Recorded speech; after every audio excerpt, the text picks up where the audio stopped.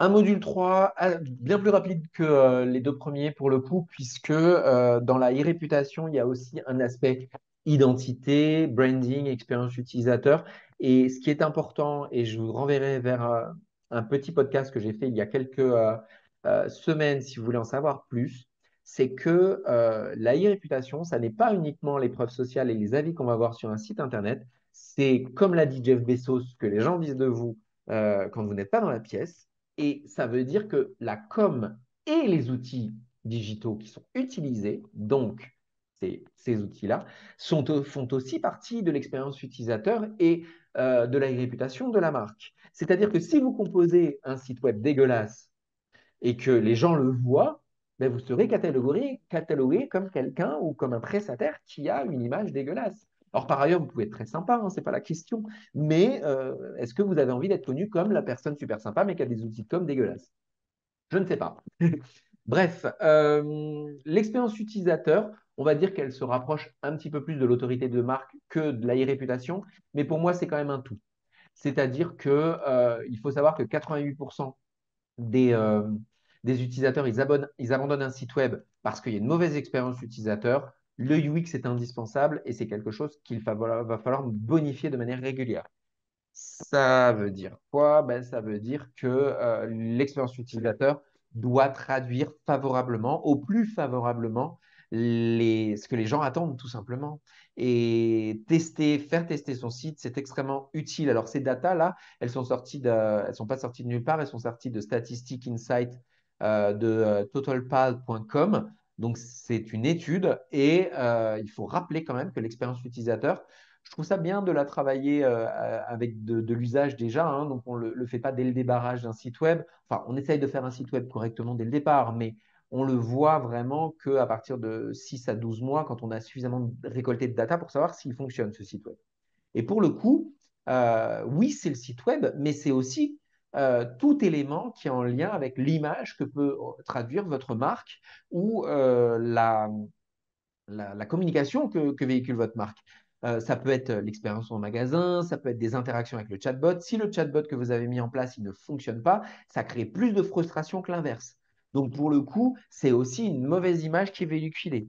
L'utilisation d'un produit aussi. Si le produit n'est pas fini, que les gens, je ne sais pas moi, l'ouverture n'est pas bonne et d'un seul coup ils en foutent partout et ils le transmettent autour d'eux, bah, c'est aussi de l'expérience utilisateur mauvais. Le service consommateur, si vous avez un service qui ne répond pas aux clients et que les gens trouvent que c'est long, etc., c'est aussi de l'image de marque, de l'autorité de marque, qu'on le veuille ou non. C'est important de le savoir et de le rappeler, même si, évidemment, je ne vais pas venir vous donner des conseils sur comment est-ce que vous devez répondre aux gens en magasin, comment vous devez utiliser certains éléments, voilà, à proprement parler plus en physique. L'idée aujourd'hui, c'est de faire une formation plutôt sur les outils digitaux. Mais n'hésitez pas à bonifier, à essayer de bonifier ces éléments-là aussi, puisque ces éléments feront la différence dans du bouche à oreille positif, hein. Donc, les enquêtes à froid, les clients mystères, tout élément qui peut vous permettre justement d'avoir des retours sur ben, la présence physique peut vous aider aussi et pas que, hein, le site web, j'en ai parlé en préambule, c'est pour les nouveaux clients, mais d'une manière générale, la fidélisation est très importante aussi. Donc, on a dans l'image de marque ça aussi qui doit être véhiculé. L'idée derrière le branding et donc l'autorité de marque, c'est d'aller susciter des émotions. Et évidemment, des émotions positives. On reviendra du module 3 sur tout ce qui est identité au complet et susciter des émotions. Mais pour le coup, la roue des émotions de Blue Chic doit se centrer majoritairement sur des émotions positives, de projection positive, ou en tout cas l'incitation voilà, à avoir plus de positif que de négatif, bien entendu. On va dire que justement, ce sont nos réseaux de neurones qui se connectent entre eux pour associer des idées parfois. Ça va du naming jusqu'aux émotions en lien avec l'identité de marque. Donc, attention à ce que la mémoire peut garder justement d'une marque. Est-ce que ce qu'elle garde, c'est majoritairement positif parce que la marque a des valeurs, elle a une histoire qui leur parle, elle a des éléments graphiques qui sont forts et qui lui donnent envie de rester en mémoire ou pas? Le tout étant que ce soit cohérent et signifiant justement pour que ce soit les bonnes émotions qui soient projetées. Si on travaille mal son branding, la perception de l'audience ne sera peut-être pas neutre pour autant, hein. Notamment quand la marque envoie des signaux contradictoires. Au mieux, ça va brouiller le message. Au pire, ça va renvoyer une image qui va déplaire à l'audience. Et ça, c'est difficile de changer une image. Une image ou une idée, une réputation de quelqu'un, elle est très difficile à changer une fois qu'on a eu sa première idée, hein, comme on dit. Donc, très important de chercher et d'avoir une identité qui soit en phase avec le produit et le marché et le tester sur des audiences d'une manière générale. Ça, on le verra assez longuement dans la partie autorité de marque via le branding et l'identité, notamment graphique et vidéo. Il faut tester, hein. Ça n'est pas uniquement à vous que l'identité graphique ou l'identité visuelle doit plaire, c'est essentiellement à la cible. Ça veut dire créer une ligne éditoriale aussi et essayer de matcher avec les besoins de la cible. Un petit rappel justement sur la courbe du brand building que vous voyez ici et qui est en contradiction avec les sales activation. Pour le coup, ça vous permet de vous rappeler que quand on fait des actions de vente, d'activation de vente, on est orienté court terme. Et donc, on dit que les effets à court terme, majoritairement, c'est 6 mois.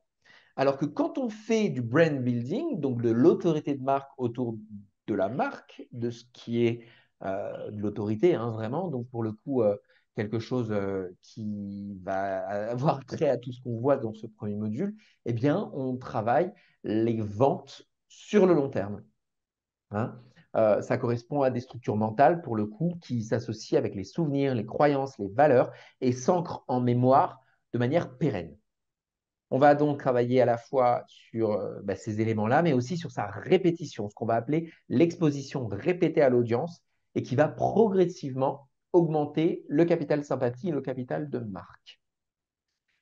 C'est très important et cette étude et ce visuel que je viens de vous montrer, qui est issu donc de l'étude, pardon, qui est issu de l'étude de Binet and Peterfield, se conclut ainsi: In the long run, brand effects are the main driver of growth.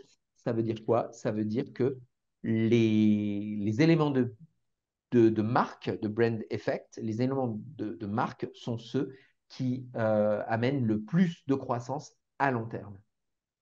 Le brand building, bien que demandant de la patience, puisque ça prend plus de temps, c'est ce qui va avoir le plus de puissance, avec aussi un travail par ailleurs, un peu de vente sur les biais cognitifs, mais en complément et non pas en éléments principaux.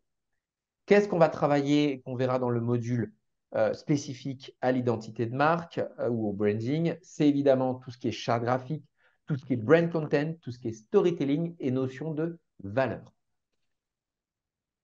On va associer la marque au fait que les utilisateurs acceptent de payer plus cher pour cette marque. Pourquoi? Parce que le fait de payer l'accès à ce service ou ce produit va renvoyer une image favorable de cet achat. En quelque sorte, la marque va valoriser les consommateurs. La marque, ce sont des valeurs, c'est une histoire, voire le module sur le personal branding qu'il faut aussi travailler assez vite si on souhaite justement aller vers cet avenir. Gardez à l'esprit que la marque, c'est aussi une personnalité de marque, à savoir la forme, identité graphique, logo, couleur, image, packaging, slogan, identité sonore, identité vidéo. Tout ça, nous, on essaie de le compiler avec nos clients parce que c'est indispensable quand on communique pour eux, que ça corresponde à la fois à leurs souhaits, mais aux souhaits de leur cible, comme j'ai dit. Et il y a aussi évidemment le fond, qui est quelque chose sur lequel on travaille aussi, mais qui est beaucoup plus donné cette fois-ci par ou en tout cas travailler avec nous, mais qui est l'essence même de nos clients, à savoir la mission stratégique, la personnalité qu'on souhaite mettre en œuvre au sein de cette marque, le baseline, le storygami, on verra éventuellement, j'en parlerai lors de la partie sur le storytelling, et aussi le USP, à savoir la technique marketing qui consiste à se démarquer des concurrents, la proposition de valeur en quelque sorte. Quelle est votre proposition de valeur principale? Voilà ce qui est mis dans l'identité de marque et dans l'expérience utilisateur au complet. Alors vous allez me dire, c'est très, très globalisé. Oui, pourquoi? Parce qu'on revoit chaque petit bout au travers plein d'autres modules par la suite. Donc, c'est un petit peu une introduction qui vous redonne un petit peu les bases et qui vous permettra d'en avoir plus dans les autres euh, contenus, tout simplement. Voilà, dernière slide pour la route qui vous rappelle que plein de clients nous font déjà confiance. Ça met aussi un petit peu en scène ce que je viens de dire. Donc, c'est important de régulièrement avoir des éléments identitaires et de marque fortes. D'ailleurs, peut-être l'avez-vous vu, mon identité de marque, notre identité de marque en tant qu'agence est reportée sur aussi cette présentation. Donc, forcément, je n'ai pas fait une présentation sur un fond blanc, un peu pas fini. On a essayé de le travailler aussi. Oui, ça m'a demandé un peu de temps, c'est un investissement. Comme je l'ai dit, c'est un investissement. Je considère que travailler l'identité de marque pour cette agence, pour moi, c'est important. C'est ça qui nous permet voilà, de montrer aussi ce qu'on fait. Et pour le coup, si vous voulez travailler ça pour avoir des ventes long terme, je pense que vous devriez en faire de même. C'est tout pour ce nouveau module.